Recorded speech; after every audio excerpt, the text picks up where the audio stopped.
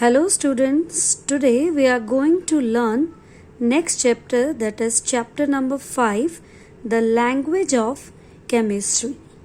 What we have to learn in this chapter is chemical reactions, how to make chemical equations more informative, how rearrangement of atoms take place during a chemical change, then energy changes in a chemical reaction, and finally the characteristics of chemical reaction.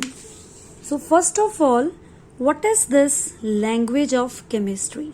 Students, you must have learnt English language, Hindi language, Punjabi language. All these languages involve alphabets, swar or vyanjans or varnamala is there. But in language of chemistry, what is there? The three basic things that involves language of chemistry is number 1, symbol, then formula, and third is equation. And the foundation of this language was laid by J.J. Berzelius in earlier 19th century. Okay, who laid the foundation? J.J. Berzelius in earlier 19th century. In this language of chemistry, what is there? One is symbol. So, atom is represented by what symbol? Atom is represented by symbol.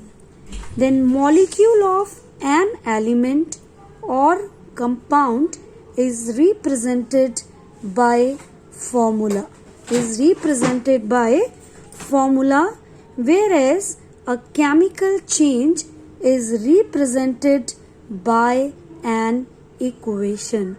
So the basic things that involves language of chemistry is symbol, formula and equation. Okay, then next is what are chemical reactions? We have learnt about symbols and formulas in lower class, that is 6th class. In this, we are going to learn chemical reactions. We have heard that reactions are of two types. One is physical and other is chemical.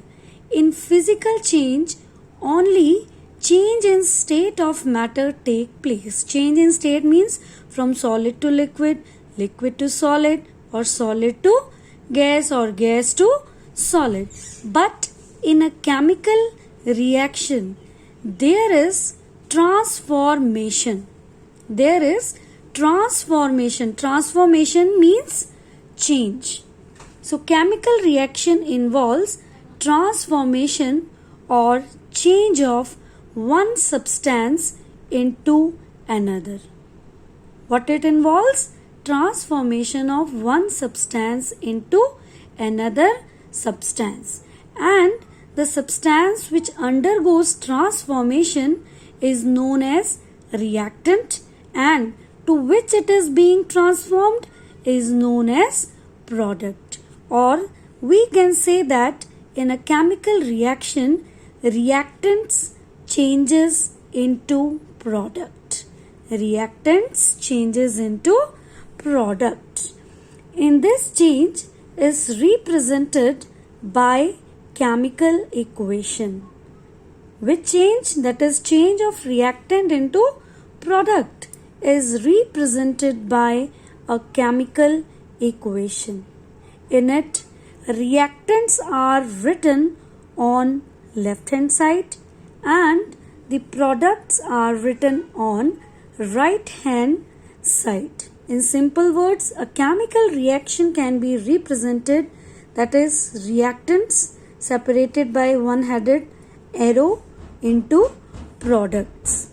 An arrow is put in between reactants and products. An arrow is put in between reactants and products. A plus B, that is reactants, changes into C plus D, that is products. Here A and B are reactants, whereas C and D are products. If there are more than one reactant or product, an addition symbol is being used. So students, keep in mind, reactants are always written on left hand side, whereas products are written on right hand side. Okay, now these reactants and products are represented by their names or by their symbols and formulas. Symbols for elements and formula for the compound, or we can use both, that is names as well as symbols. So the equation which involve only names, it is known as word equation. It is known as word equation. Whereas when we write symbols and formula, that is known as symbolic equation. That is known as symbolic equation.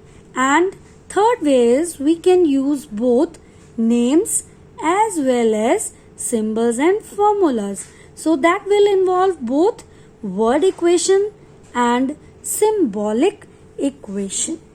Let us explain with the help of an example. For example, if carbon reacts with oxygen to give carbon dioxide, then this chemical change, why it is a chemical change? Because carbon is reacting with oxygen to give a new compound, that is carbon dioxide, and this chemical change is represented in form of chemical equation in following three ways.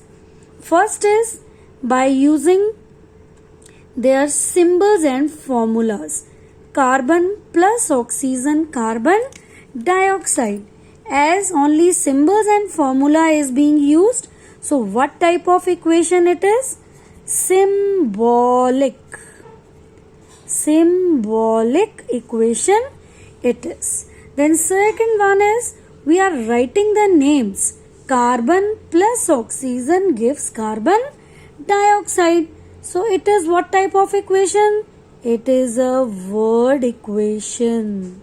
It is a word equation. Then third way is we can write both symbols as well as their names. For example, C is the symbol, we are writing along with it carbon. O2 is the formula of oxygen molecule, we are writing oxygen. And CO2 is the formula and we are writing the name carbon dioxide. So students, there are three ways to represent a chemical change. First is the word equation. Okay. Then second one is where we are going to use their symbols and formulas. Third is we are using both symbols as well as their names. So these are the three ways by which we can represent a chemical change. Now, how to make chemical equations more informative?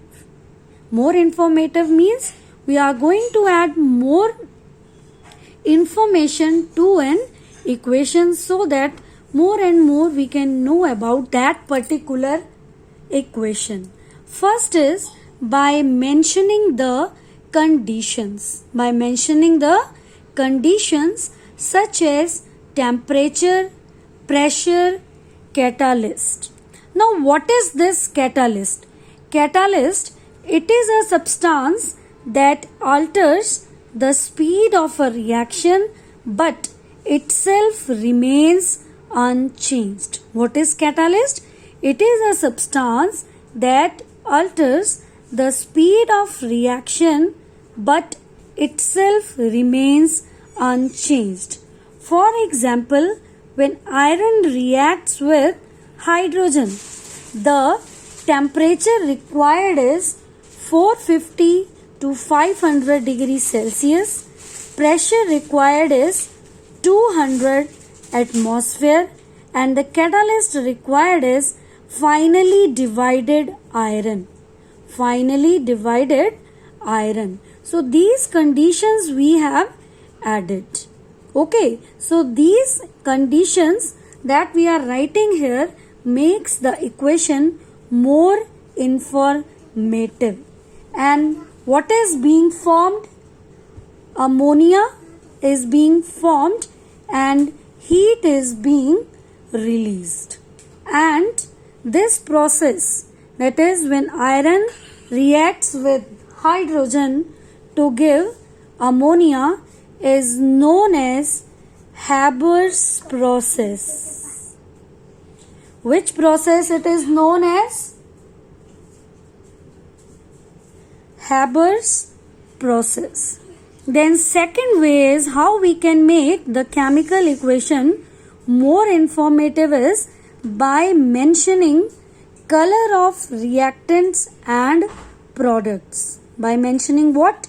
Color of reactants and products. For example, copper 2 sulfate pentahydrate. Copper 2 sulfate pentahydrate. It is blue in color. So we are writing what?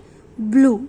Then second, the temperature required is 260 degree Celsius. So when it is heated to 260 degree Celsius, it changes into copper 2 sulfate. It changes into copper 2 sulfate, which is white in color, and water is released.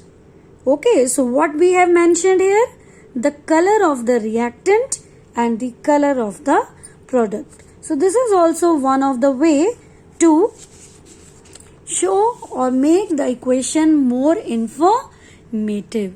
Then next is by mentioning states of reactants and products. States, we know there are three states: solid, liquid and gas. So what we are going to do?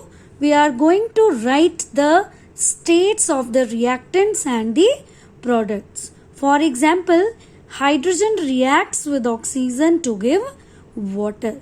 Now here hydrogen is gas, oxygen is also gas, and water is a liquid. So this is one of the way to make the equation informative. Then next is by indicating gaseous product by an upward arrow. Whenever a gaseous product is being formed, we use upward arrow. For example, when sodium metal reacts with water, it gives sodium hydroxide and hydrogen. And what we are using? We are using this upward arrow. Upward arrow means it is a gaseous product. Clear? Then last is by indicating a precipitate using downward arrow. By indicating precipitate using a downward arrow. Now what this precipitate is?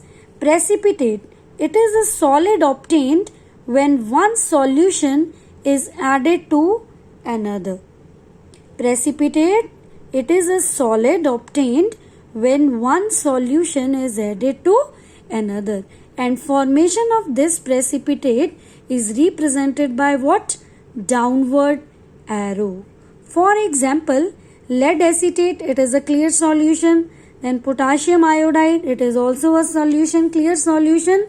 And when we add this, what happens? Lead iodide is being formed, and these are the precipitates. PPT means precipitate, and what we are using? Downward arrow to show the formation of precipitate. Along with it, potassium acetate is being formed. So these are the different ways for making the equation more informative. So thank you students. Have a nice day. Thank you very much.